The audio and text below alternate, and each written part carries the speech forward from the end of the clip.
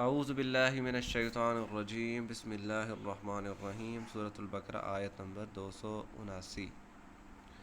اس میں اللہ تعالیٰ نے اتنی سخت وارننگ دے دی نا سود کے متعلق کہ اب بھی اتنی چیزیں سمجھانے کے باوجود بھی جب تمہیں سمجھا دیا سود کے کیا فائدے نقصان ہیں، معاشرتی طور پہ کیا نقصان کرتا ہے، انسان کو اخلاقی طور پہ کس طرح گرا دیتا ہے، معاشرے کو تباہ و برباد کر دیتا ہے، اور یہ جو معاشی ترقی ہے، تجارت سسٹم جو ہے، کاروباری سسٹم، یہ اس سے تباہ و برباد ہو کے رہ جاتا ہے۔ اتنی چیزیں سمجھا دی ہیں، ان سب کے سمجھانے کے باوجود یہ بھی کہہ دیا اگر تم ایمان والے ہو تو چھوڑ دو اس کو، ان سب کے باوجود بھی تم نہیں رکتے تو سنو، فَإِلَّمْ فا کا مطلب پس ان اگر لم نہیں تفعلوا تم ایسا کرتے، اگر تم ایسا نہیں کرو گے فَأَذَنُوا تو خبردار، فَأَذَنُوا کا مطلب ہوتا ہے خبردار، تیار ہو جاؤ اس چیز کے لیے، بِحَرْبٍ جنگ، من اللہ اللہ سے، ورسولہ اور اس کے رسول سے، اگر تم اس چیز سے باز نہیں آتے تو تیار ہو جاؤ اللہ اور اس کے رسول سے جنگ کرنے کے لیے۔ وَإِنْ اور اگر تبدو اگر تم رک جاتے ہو، باز آ جاتے ہو، اصل میں تھا یہ توبہ سے ہے، توب تم، توبہ اس نے توبہ کی،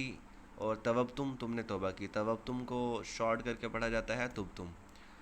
وَإِنْ تب تم ہاں اگر تم توبہ کر لو تو فَلَكُمْ پس تمہارے لیے ہے رؤوسا، رؤوس کہتے ہیں سر کو، رؤوس اموالکم تمہارے اموال کی، مال کی سر، مال کا سر سے مراد ہے اصل مال جو ہے وہ تم واپس لے سکتے ہو، یعنی کسی کو قرض 1000 روپے دیا اور تم نے لینا تھا 1100 روپے، تو اوپر والا 100 اگر تم لینا چاہتے ہو تو سن لو کہ اللہ اور اس کے رسول سے جنگ ہے، ہاں اپنا جو اوریجنل رقم 1000 روپے دی تھی وہ تم واپس لے سکتے ہو، لا تظلمون نہ تم ظلم کرو گے، ولا تظلمون اور نہ تم پر ظلم کیا جائے گا، نہ تم ظلم کرو گے اور نہ تم پر ظلم کیا جائے گا،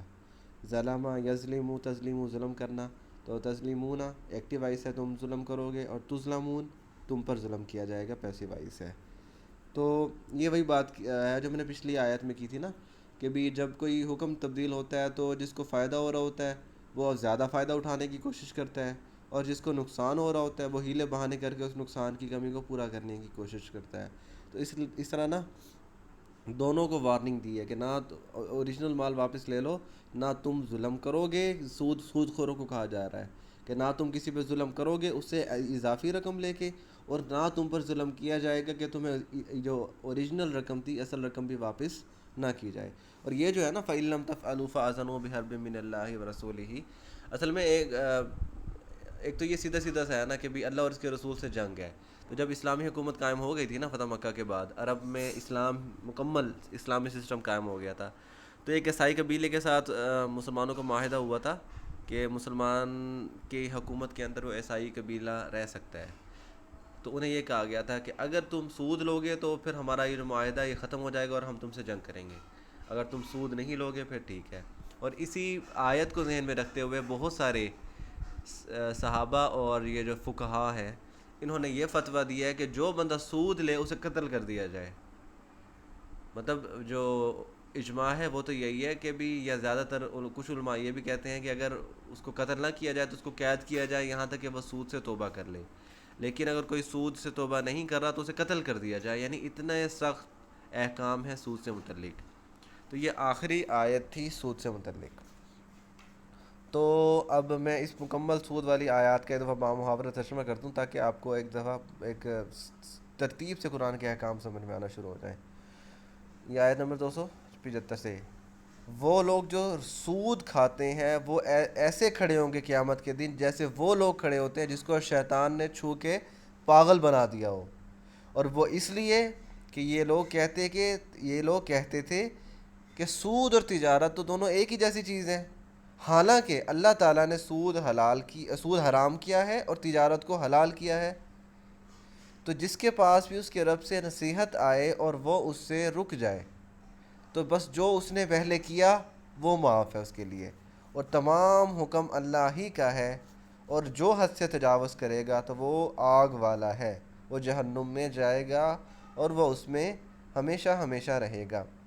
اللہ سود کو مٹاتا ہے اور صدقات کو بڑھاتا ہے،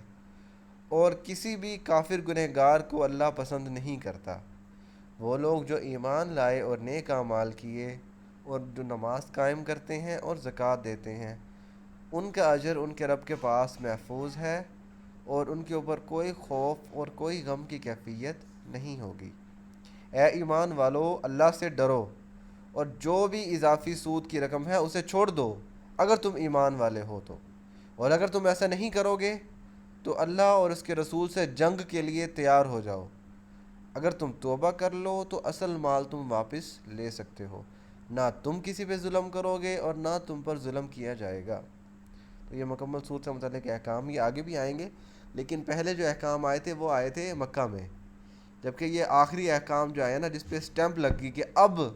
سود نہیں لے سکتا کوئی بھی، حرام مطلق ہو گیا، اور وہ اتنا بڑا گناہ، اس کی تفصیل میں آپ کو پچھلے ویڈیوز میں بتا چکا ہوں کہ اب کوئی نہیں لے سکتا، اب اسٹیمپ لگ چکی ہے۔